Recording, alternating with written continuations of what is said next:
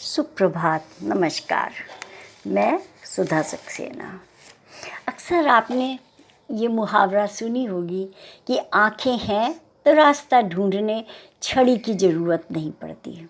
यहाँ पर आँखों से तात्पर्य है अंतर मन की चेतना, क्योंकि आप सब जानते हैं कि हमारी इंद्रियाँ मात्र साधन है, उसके कार्य हमारा अंतर मन, हमारा मस्तिष्क और चेतना करते हैं। उससे ही प्रेरित होकर के हमारी इंद्रियां अपने कार्य में प्रवृत्त होती हैं। तो आइए आज इसी विषय पर कि आँखें हैं तो रास्ता ढूंढने छड़ी की ज़रूरत नहीं पड़ती पर भी व्याख्या करते हैं। चरित्र की आवश्यकता उन्हें होती है जिनके पास चेतना नहीं होती। यदि आपके पास आँखें हैं तो आपको रास्ता ढूंढने के लिए छड़ी की ज़रूरत नहीं है। चरित्र की आवश्यकता इसलिए होती है क्योंकि लोग अचेत होते हैं। चरित्र केवल चिकनाई की तरह है जो आपको आसानी से जीवन व्यतीत करने में मदद करता है। चरित्र आघात को निर्मल करने वाला यंत्र है। लोगों को विनम्र होने के लिए कहा जाता है। यदि आप विनम्र होना सीख जाएंगे तो वह एक आघात को निर्मल करने वाला यंत्र हो जाएगा। विनम्र होना सीखकर आप स्वयं को लोगों के अहंकार से सुरक्षित कर पाएंगे। वो आपको अधिक दुख नहीं देंगे क्योंकि आप एक विनम्र इंसान हैं। और यदि आप घमंडी होंगे तो बार बार चोट खाएंगे।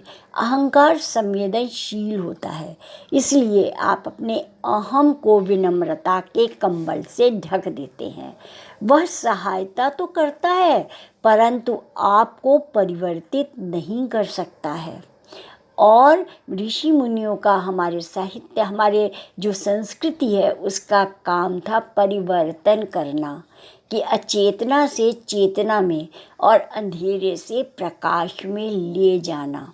और इसीलिए कहा गया कि केवल अंतर्दृष्टि ही जागरूकता दे सकती है।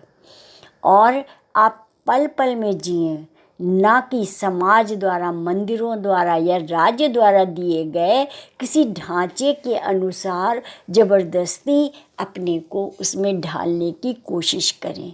यदि आप में जागरूकता के छोटे से प्रकाश के अनुसार आप में चेतना पैदा होगी, चेतना का विस्तार होगा और अपनी चेतना के अनुसार जिएंगे तो फिर आप स्वयं ही प्रत्येक पल के लिए प्रतिक्रियाशील बन जाएंगे। चरित्र का अर्थ है कि आपके पास जीवन के सभी प्रश्नों के लिए जवाब तैयार हैं। इसलिए जब भी कोई स्थिति उत्पन्न होती है आप तैयार किए गए ढांचे के अनुसार प्रक्रिया देते हैं। इसीलिए यह एक सही प्रत्युत्तर नहीं है, केवल प्रतिक्रिया है। यहाँ पर कहने का तात्पर्य ये है कि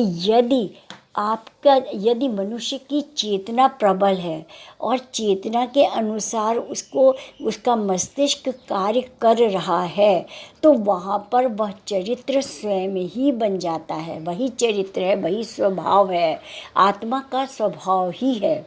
जब हमारे में अहंकार इत्यादि जो भौतिक मद है वो आ जाते हैं तो वो एक मैल की भांति हैं, मल की भांति हैं जो कि हमारे आत्मा के स्वाभाविक गुणों को ढक लेते हैं।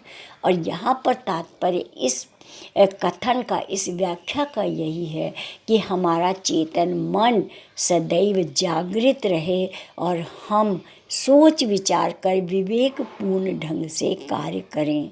तो वहाँ पर हम किसी भी नियम की, किसी भी उसकी आवश्यकता ही नहीं होगी। वास्तव में अगर हम देखें तो लोकतंत्र पद्धति जो है वो यही जीवन पद्धति है।